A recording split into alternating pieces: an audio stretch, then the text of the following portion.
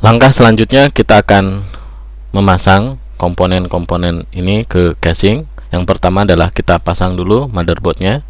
Setelah Anda perhatikan, ternyata bolongan-bolongan yang ada di belakang casing ini tidak sama dengan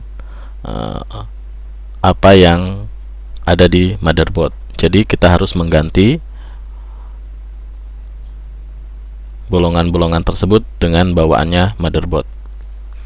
Oke, sebelum dipasang motherboard ke casing, maka kita harus memasang dulu ya mur untuk penyangganya supaya kuat. Nah, pemasangan mur ini harus sama dengan lubang-lubang yang tersedia. Ini juga saya buka dulu, jadi nanti kita menggunakan yang ini. Oke, kita letakkan motherboard di casing. Nah, setelah diperhatikan ternyata tidak sama ya antara mur ini dengan bolongannya, jadi harus Anda pastikan sama.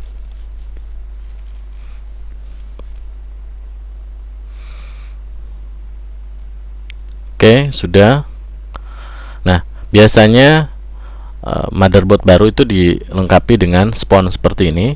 Sebaiknya Anda manfaatkan spon ini untuk penyangga motherboard untuk meminimalisir arus listrik. Oke, sudah pas seperti ini. Kemudian kita manfaatkan ini untuk supaya lebih rapi ya, harus disamakan dengan bolongan-bolongan yang tersedia tadi terbalik. Oke ya,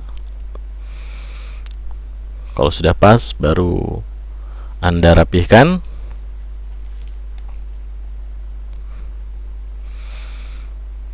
Ya, sekali lagi hati-hati.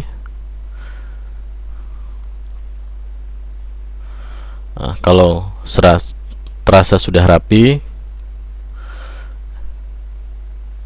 selanjutnya Anda bisa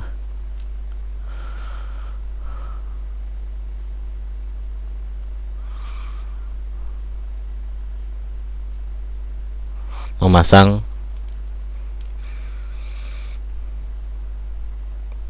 dengan obeng agar lebih kuat. Oke, masing-masing bolongan itu dipasang ya bautnya.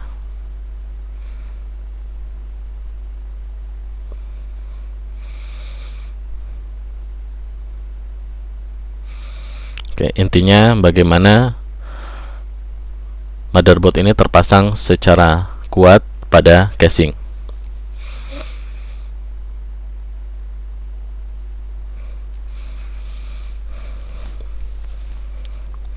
Setelah motherboard terpasang, maka selanjutnya kita memasang kabel-kabel seperti kabel untuk power ya, untuk reset, untuk speaker, kemudian USB prone, audio prone.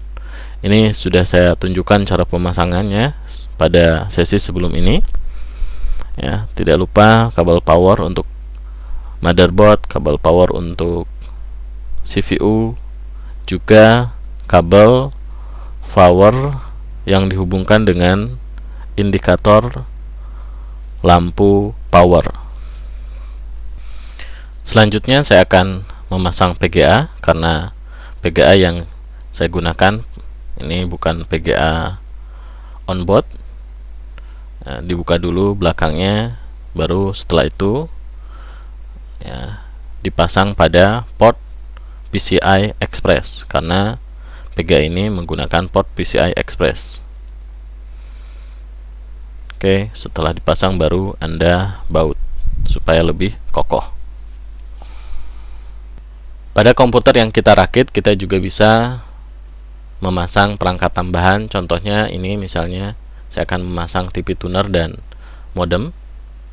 Nah, ini menggunakan port PCI, berarti nanti kita akan masangnya di port PCI.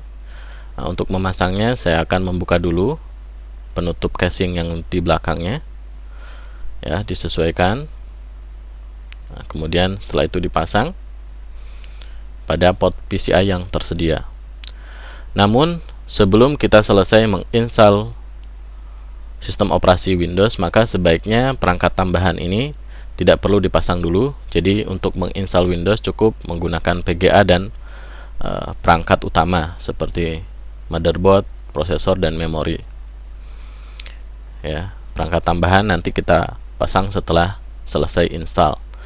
Nah, selanjutnya saya akan memasang hard disk. Disk yang saya gunakan kali ini ya tipenya serial ATA. Nah, posisinya biasanya seperti ini. Jangan lupa dibaut ya, supaya tidak goyang ya.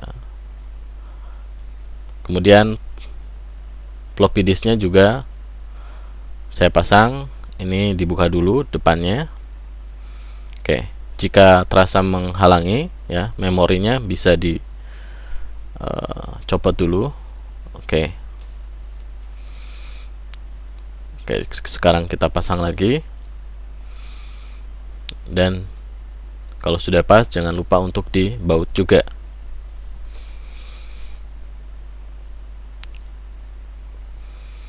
Oke. Nah, optical disk seperti CD-ROM atau DVD-ROM juga bisa kita pasang. Ini penutupnya bisa dibuka dulu. Oke. Ini ya, seperti ini. Kita masukkan dari depan kalau bisa, misalnya ya, dari depan ternyata bisa. Oke, ini juga jangan lupa untuk dibaut. Oke, sudah kita pasang komponen-komponennya. Oke, setelah semua komponen terpasang, hard disk, floppy disk, CD-ROM, selanjutnya kita akan pasang kabel-kabelnya. Seperti ini, saya akan masang kabel data untuk hard disk serial ATA, kemudian dilanjutkan dengan memasang powernya dulu. Oke, jadi powernya dulu, baru kabel datanya.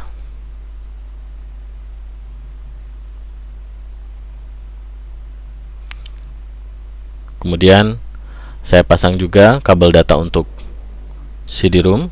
Ini bisa saja saya menggunakan primary, karena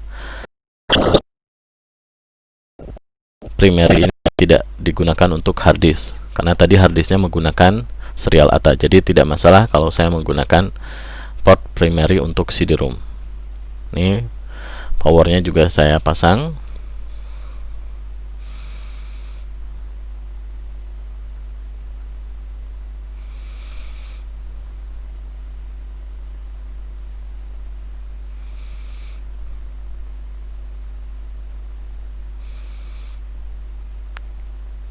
Oke, tidak lupa saya pasang juga kabel audio analognya, yang satu ke CD-ROM, satunya lagi ke sound card yang onboard di motherboard. Nah, kemudian saya akan memasang floppy disk. Ya, ini kabel datanya.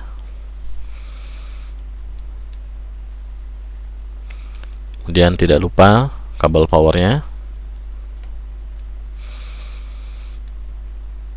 Nah, memori yang tadi sempat saya copot dulu untuk memasang floppy disk, saya pasang lagi. Ya, hati-hati. Oke, semuanya sudah kita cek.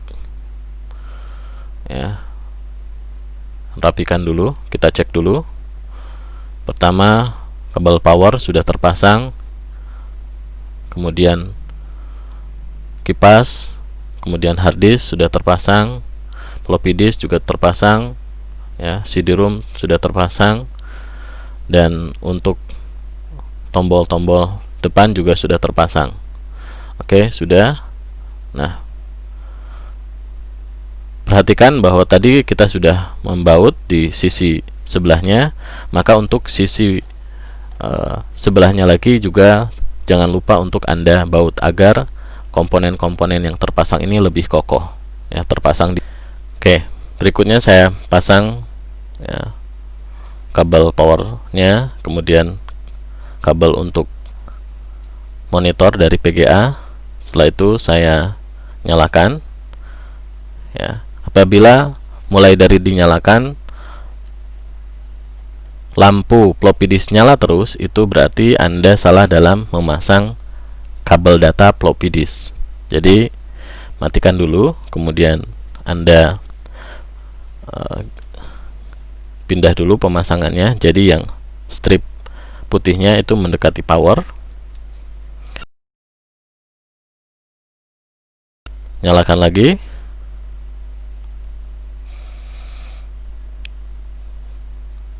Oke, apabila tidak menyala, ketika dinyalakan berarti tidak masalah floppy disknya. Kemudian ini HDD LED-nya sudah nyala karena harddisk sudah terpasang, power supply-nya juga sudah. Nah, apabila di monitor munculnya pesan seperti itu, disk failure, itu karena harddisk yang ada pada komputer tersebut itu belum ada sistem operasinya. Oke, jangan lupa kita juga pasang keyboard dan mouse-nya. Nah, oke, kita sudah selesai menginstal sebuah komputer. Hasilnya seperti ini.